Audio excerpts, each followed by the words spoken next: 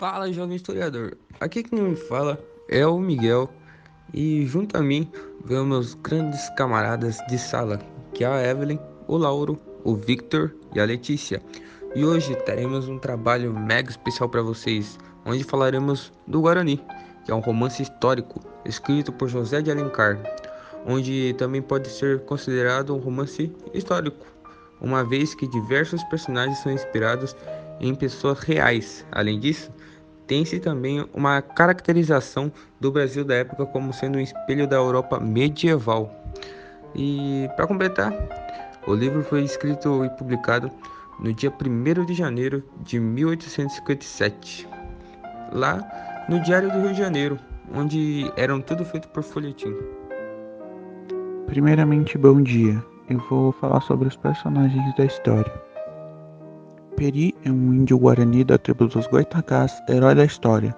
É corajoso, valente, fiel, honrado e apresenta forte ligação com a terra. É muito amigo de Dom Antônio e apaixonado por Cecília. Dom Diego é filho de Dom Antônio e tratado com rigidez pelo pai em nome da honra da família. É um jovem que passa seu tempo em meio a aventuras e caçadas, responsável por iniciar a briga entre colonizados e colonizadores. Isso porque acidentalmente ele mata uma índia da tribo dos Aimorés. Cecília é uma jovem muito bonita de doces olhos azuis, cabelos loiros, meiga, suave, sonhadora, herdeira da força moral interior do seu pai, Dom Antônio. Dom Antônio Maris é um nobre português que se estabelece no interior do Rio de Janeiro. Ele é marido de Dona Lauriana e pai de Cecília, Dom Diego e Isabel. Loderano é italiano, moreno, alto, musculoso, longa barba negra, sorriso branco e desdenhoso, ganancioso, ambicioso, ex-padre religioso, traidor de sua fé, empregado da fazenda de Dom Antônio. Ele é o vilão da história. Isabel é filha bastarda de Dom Antônio com uma índia.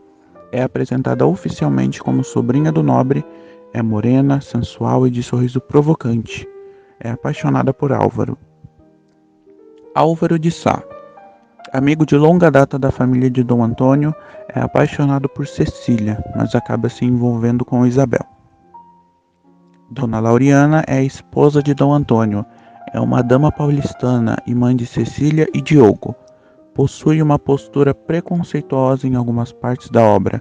Ela tem cerca de 50 anos, magra, forte, de cabelos pretos, um tanto egoísta, soberba e orgulhosa. Voltando aqui então, vamos falar sobre o resumo desse maravilhoso livro, que é o Guarani, que acontece em uma fazenda no interior do Rio de Janeiro, onde moram Dom Antônio de Maris e sua família, formada pela esposa Dona Lauriana, o filho Dom Diego e a filha Cecília, que são um casal de portugueses. A casa também abriga ainda uma mestiça, que é a Isabel, na verdade, filha bastarda de Dom Antônio. Apaixonada pelo moço Álvaro, que, no entanto, só tinha olhos para Cecília, o índio Beri, que salvou certa vez Cecília de ser atingida por uma pedra, permaneceu no lugar a pedido da moça, morando em uma cabana. Beri passa a se dedicar inteiramente à satisfação de todas as vontades de Cecília, a quem a chama de simplesmente de Ceci. Acidentalmente, Dom Diego mata uma índia Aimore. Como vingança, a família da moça tenta matar Ceci, mas Peri intercepta a ação. A partir desse momento, a possibilidade de ataque da tribo é cada vez maior, e este não é o único perigo a rondar a casa de Dom Antônio.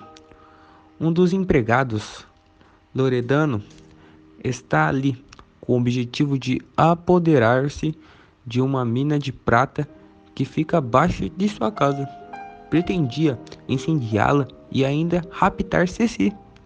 Quando ele e seus capangas combinam seu plano de ataque, são ouvidos por Peri, que, contra si, o índio tem um ódio de Dona Lauriana, que considera sua presença ali uma ameaça a todos.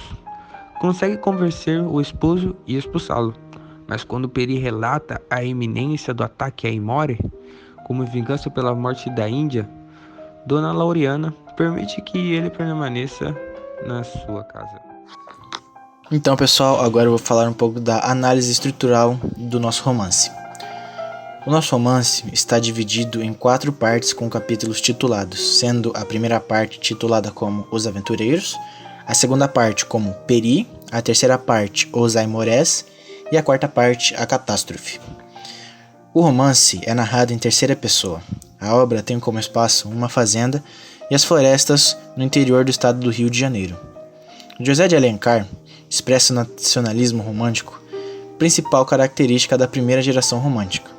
Assim, ele enfatiza a questão nacional através da terra e do índio, considerado nesse momento como um herói nacional. A obra, escrita por José de Alencar, inicialmente em folhetim, o Guarani teve seu capítulo inicial produzido em 1º de janeiro de 1857, no jornal Diário do Rio de Janeiro. No fim do mesmo ano, foi publicado como livro, sofrendo poucas alterações. O Guarani foi a primeira obra dos romances indianistas do autor e tornou-se um clássico da literatura brasileira. Também é considerado uma das primeiras obras da primeira fase do modernismo no Brasil. A obra segue a base tradicional do romantismo. Conduz uma história de amor que passa por complicações, mas termina com um final feliz. Possui um típico vilão malicioso, que objetiva alcançar seu desejo através da trapaça. Em O Guarani, Alencar faz uma idealização da figura indígena e sua relação com o homem branco, colonizado e colonizador, transformando o índio em um característico herói. O autor também enaltece a originalidade nacional através da descrição e valorização das terras brasileiras, que servem de cenário para a narrativa. A vegetação nessas paragens ostentava outrora todo o seu luxo e vigor. Florestas virgens se estendiam ao longo das margens do rio, que corria no meio das arcárias de verdura e dos capitéis formados pelos seus leques das palmeiras. Agora eu vou falar algumas características psicológicas de alguns personagens. Peri, valente e corajoso. Cecília, sonhadora, meiga e tem um gênio travesso.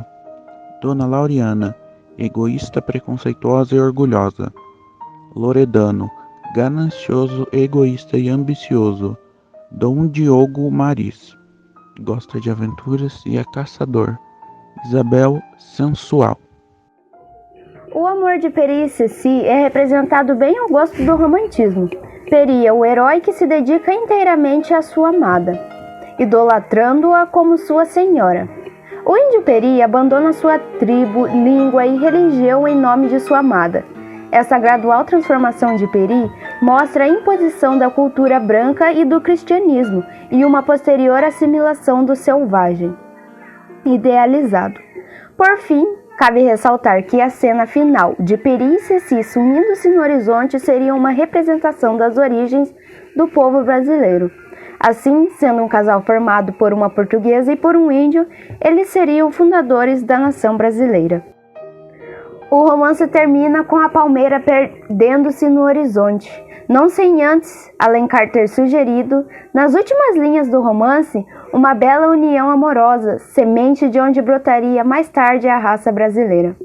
O hálito ardente de Peri bafejou-lhe a face. Fez-se no semblante da Virgem um ninho de castos rubores e lânguidos sorrisos.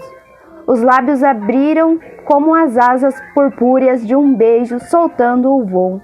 A palmeira arrastada pela torrente impetuosa fugia e sumiu-se no horizonte. Os lábios vermelhos e úmidos pareciam uma flor da gardenia dos nossos campos, orvalhado pelo sereno da noite. O hálito doce e ligeiro exalava-se formando um sorriso. Sua tez alva e pura como floco de algodão tingia finas faces de uns longes cor-de-rosa, que iam desmaiando, morrer no colo de linhas suaves e delicadas. A idealização da mulher e seu envolvimento harmonioso com a natureza brasileira permitem aproximar a imagem do romantismo.